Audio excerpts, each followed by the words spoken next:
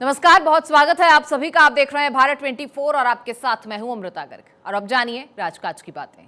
BJP में रहेंगे या कांग्रेस में जाएंगे गुना सांसद केपी सिंह यादव भाजपा में रहेंगे या कांग्रेस में जाएंगे? क्या वाकई उन्हें भाजपा छोड़ने पर मजबूर किया जा रहा है? क्या वाकई गुना शिवपुरी में हो रही उनकी उपेक्षा? आजकल एमपी की राजनीति पूछा जा रहा है सबसे अधिक यही सवाल। जानकार सूत्रों ने संकेत दिए। संगठन के केपी सिंह यादव को 2 बार तलब करने के संकेत हैं। महाराज के मुद्दे पर केपी सिंह यादव को 2 बार तलब करने के संकेत, लेकिन सरकार और संगठन पशोपेश में है। गुना में सरकारी कार्यक्रमों में सांसद को सम्मान से बुलाया जाए और पट्टिकाओं पर सांसद का नाम लिखवाया जाए या नहीं। गुना शिवपुरी में सिंधिया समर्थक नहीं छोड़ रहे कोई भी कसर। सांसद का अपमान करने में मंत्री नहीं छोड़ रहे कोई कसर। केपी सिंह यादव के करीबी ने दिए थे संकेत। केपी सिंह यादव के शीघ्र कांग्रेस में आने के संकेत।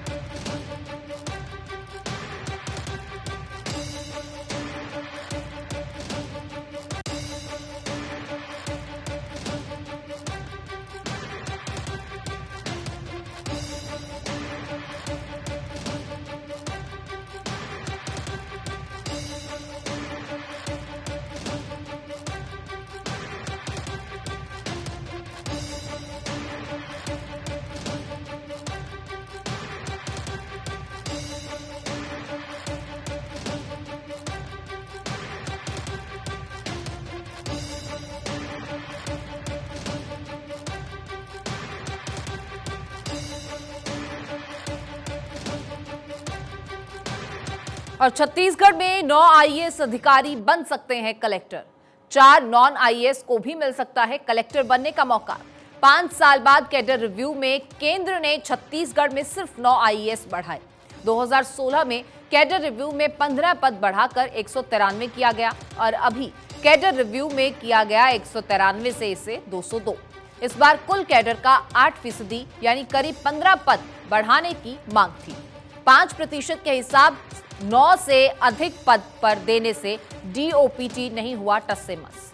छत्तीसगढ़ में जिले 33, लेकिन कलेक्टरों का कैडर पोस्ट 29 ही सैंक्शन। अब छत्तीसगढ़ में 4 कलेक्टर होंगे नॉन कैडर। अब यह 4 कलेक्टर कौन होंगे यह सरकार तय करेगी। सरकार चाहे तो इन 4 जिलों में नॉन आईएएस को भी बना सकती है कलेक्टर।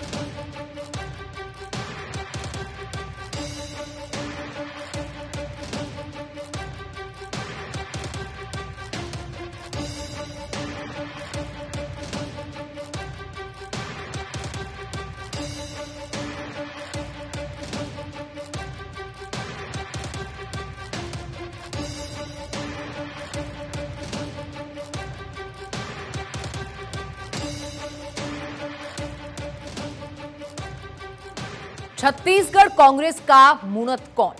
रायपुर अधिवेशन की भव्यता के बाद ही हो रही है खोज। रायपुर के लोग पूछ रहे हैं कि कांग्रेस का मुनत कौन? रमन सरकार में राजेश मुनत को माना जाता था उनका हनुमान।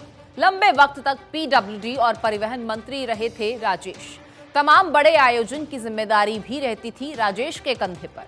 लेकिन कांग्रेस का गुमनाम मुनत रमन के राजेश मुनत पर पड़ा भारी। अब नवा रायपुर के अधिवेशन की भव्यता देखकर हर कोई रह गया दंग। लजीज भोजन नाश्ते के स्वाद की हो रही है जमकर तारीफ। कांग्रेस के इस पूरे अधिवेशन और रायपुर में इस बात की चर्चा जोरों पर, आखिर कौन था भूपेश के इस आयोजन का आधार स्तंभ।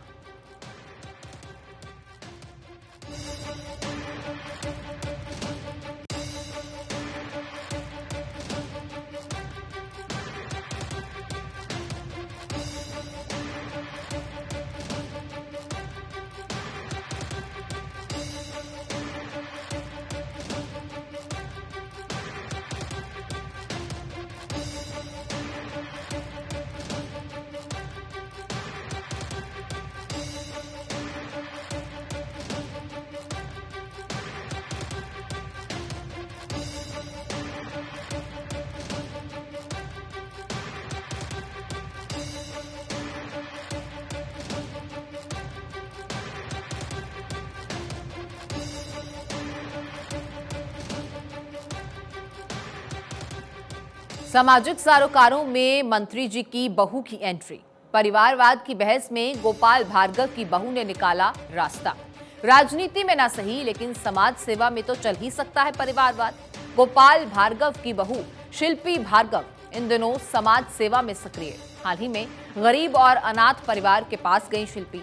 विकास यात्रा में शिल्पी को मिली अभिराज रजक की जानकारी। मंच से ही शिल्पी ने अनाथ अभिराज को गोद लेने का फैसला किया।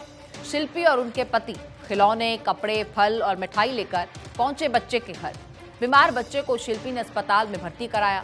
3 बच्चों के माता पिता अब शिल्पी अभिषेक उठाएंगे जिम्मा।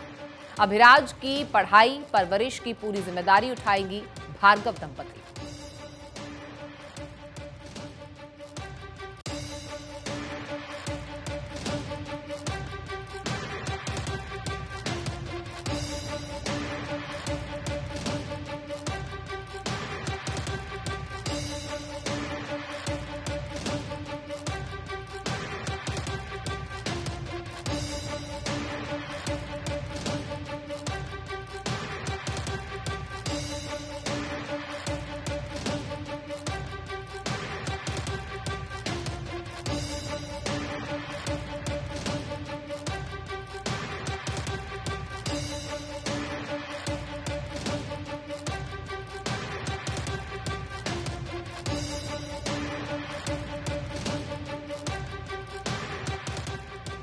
आखिर आईपीएस एसोसिएशन को कौन करना चाहता है कमजोर? लंबे समय से आखिर क्यों नहीं मिली आईपीएस एसोसिएशन को मान्यता?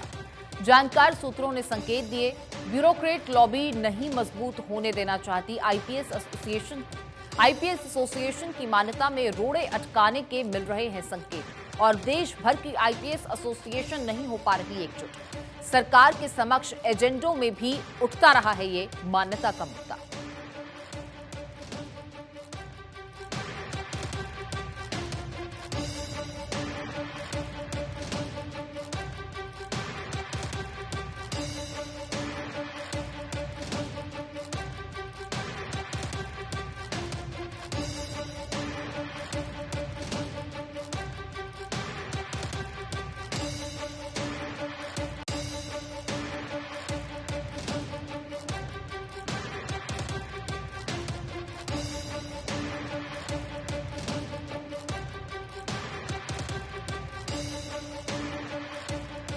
और महाराष्ट्र में पोल खोल कैंपेनिंग। फडणवीस और शिंदे के आरोप प्रत्यारोप से मिल रहे हैं संकेत। एकनाथ शिंदे और फडणवीस कर रहे रहस्यों का खुलासा। प्रत्यक्ष नहीं होकर राजनीतिक अर्थ भविष्य के गर्त में। फडणवीस ने शरद पवार पर लगाए थे आरोप। शरद पवार ने फडणवीस के आरोपों को दिया था झूठा करार। फिर फडणवीस ने उद्धव ठाकरे पर लगाए थे आरोप। शिंदे के बगावत के समय फडणवीस को सीएम कुर्सी प्रपोजल के आरोप। शिवसेना बचाने के लिए उद्धव के भाजपा से तालमेल के आरोप। पोल खोल कैंपेन में एकनाथ शिंदे ने किया खुलासा। उद्धव के फडणवीस को गिरफ्तार करने की तैयारी का खुलासा, और फिर फडणवीस के उद्धव से अलग होकर भाजपा जाने का खुलासा। आखिर इन बिना अर्थ के आरोप प्रत्यारोप का क्या है राजनीतिक अर्थ?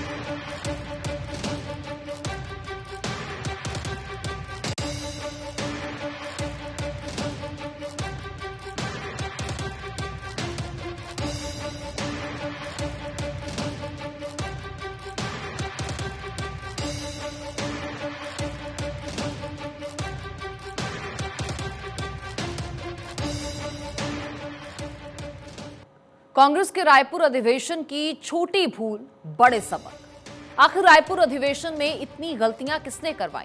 कांग्रेस के रायपुर अधिवेशन में छोटी भूल पर बड़ी चर्चा। गांधी परिवार और खड़गे का भाषण रहा गौण। अधिवेशन में मंजूर प्रस्तावों को लेकर भी ज्यादा चर्चा नहीं हुई। सबसे ज्यादा चर्चा जाने अनजाने में हुई गलतियों के कारण हुई। गलतियों पर कांग्रेस देती रही सफाई, करती रही सुधार, लेकिन सोशल मीडिया और मुख्य धारा की मीडिया में बने रहे ये मुद्दे। कर्नाटक में भी इन गलतियों का मिला विपक्ष को फायदा। छतरी विवाद, हाथ से हाथ जोड़ो रैली ज्ञापन, जो तमाम विज्ञापन रहे उस पर विवाद रहा, और गांधी के बलिदान दिवस की तारीख गलत लिखने पर भी विवाद रहा। प्रियंका के स्वागत में फूलों पर खर्च के वीडियो भी वायरल हुए। आखिर ये तस्वीरें कितनी पावरफुल और कितनी प्रतीकात्मक?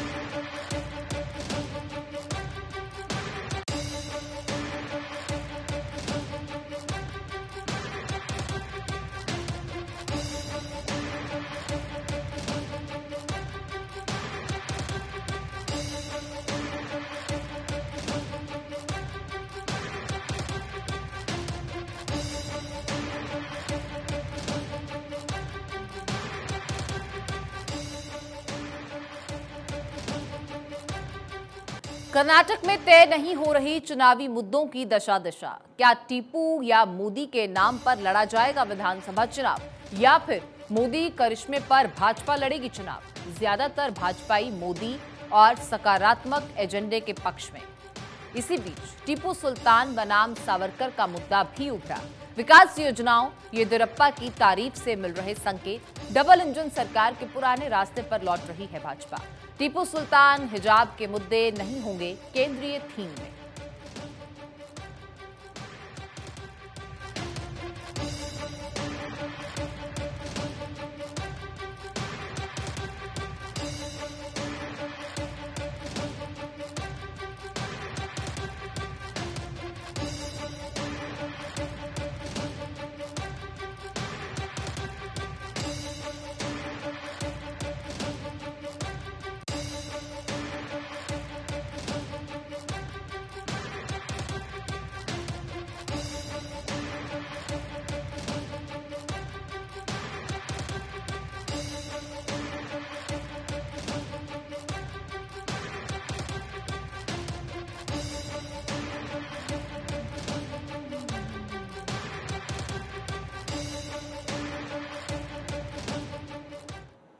राष्ट्रीय स्वच्छ गंगा मिशन का राइट रियलाइजेशन।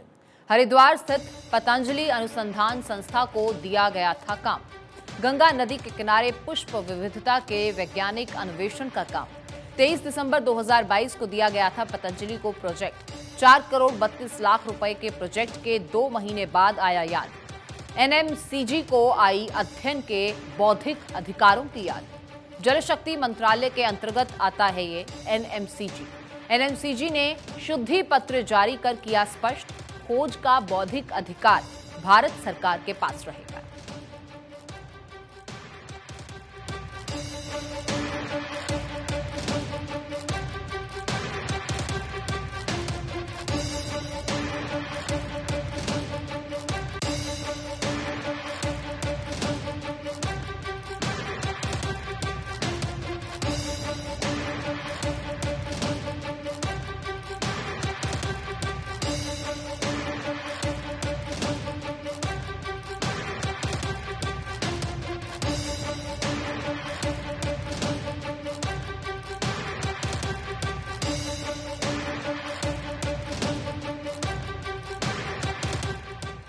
मुख्तार अब्बास नकवी का लिरिकल ब्रेक।